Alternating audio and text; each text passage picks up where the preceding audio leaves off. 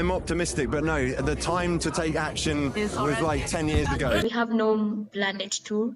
It's only Mother Earth with us, and how we empathize with her, how we put ourselves in her shoes makes all the difference. This is the only planet. This is like the one planet. We get this is it, you all. It's always good to lead by example and be the change that you want to see in the world and explain why you do things the way that you do. Doing this because we want to make the world a better place.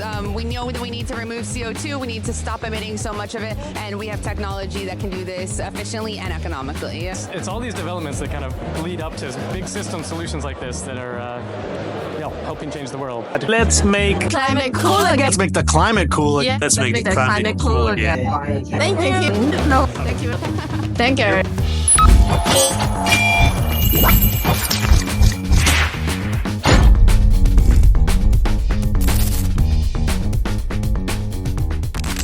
Hi everyone, I'm Lydia. I'm the host of Bite-Size Climate Tech. In this podcast, I usually bring the jewels and the pearls of the latest cutting-edge technology concepts to you. So far, we have 2 seasons already. One season is 60 episodes purely on Spotify, it's audio, and the second season is I interview scientists and engineers about one climate tech concept in just 5 minutes. On YouTube, we have 20 episodes, and also you can listen it on Spotify as well. So my journey in climate starts in my investment banking days, where I had to go through hundreds of pages of scientific reports and also go through the websites of all of these startups to understand those concepts that's never registered in my system because I'm not trained as an engineer. And oftentimes when I look for podcasts and great conversations between founders and entrepreneurs and scientists, those are really, really great, but it's like a little bit too huge as a textbook that couldn't really fit into my day-to-day life, which is why I started this podcast. At the beginning, it's just a personal challenge. I did 60 episodes for 60 days nonstop. Hi friends, I'm Lydia, your host of Bite-Size Climate, and you've just turned into this go-to source for easy to digest content on the latest and most cutting-edge climate technology. So I started all from the beginning. What is greenhouse gas and why do we need to remove CO2? And I dive into different type of technology and news. At the beginning of this year, some of my mentors and friends, they were like, do you want to do season 2? So I get to interview people online and offline to talk about one climate concept every single episode. And that is like my greatest highlight of all time. I'm absorbing information and I'm also get this chance to pass on the information to other people. So Bite-Size Climate Tech is really bite-size, as the name suggests. Our episode is no longer than 10 minutes, other than those season specials where I go to conferences like Hello Tomorrow, Innovation Zero, and Clean Tech Forum, that I interview a whole bunch of scientists all at the same time. But normally, one episode is only 5 minutes. We explain one concept in 2 ways. So I invite these people who are usually scientists, who are usually startup founders, CTOs, who are working on the forefront of the most cutting edge, the coolest climate technology, to explain to me what is their one concept behind the technology. Sometimes it could be big concept, sometimes it could be smaller. It just really depends on who they are and how do we get onto those topics.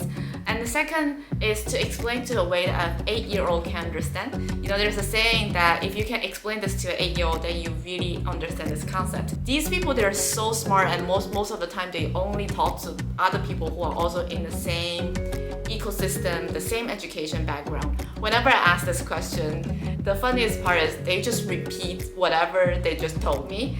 And then that usually is the best part for explain to an everyday adult. And then I will try to help them, how could you put it into a way that 8-year-old can understand? How do you can put it into a way that everyone will be able to remember and pass on the message, which is really our purpose of the podcast. And then they will answer a question from a previous guest and leave a question for the next. These people, they're thinking about how to make the world better and greener, and their questions are really great and brilliant.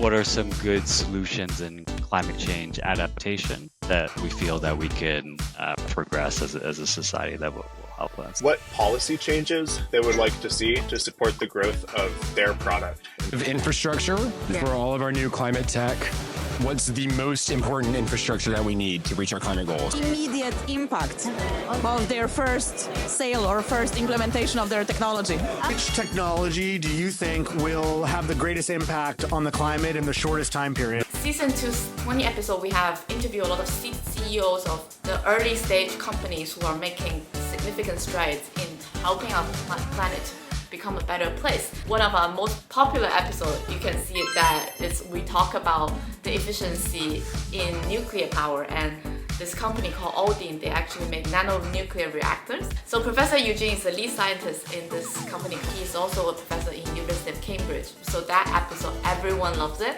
Over 10,000 views. I was super happy because we don't really have many subscribers. So if you're watching now, please hit the subscribe button and support us. Every single like and share really can help us spread the idea of climate tech and tell people actually there is a lot of technology nowadays, there's a lot of hope, and encourage young people to go out there and work for these companies or maybe come up with their own solutions. In the recent season, we're wrapping up, so now it's the summer, I'm taking a break. I will come up with better and newer season for season 3. We have a great lineup for all the scientists and engineers, and we will also have new formats to make this podcast more engaging and more personal.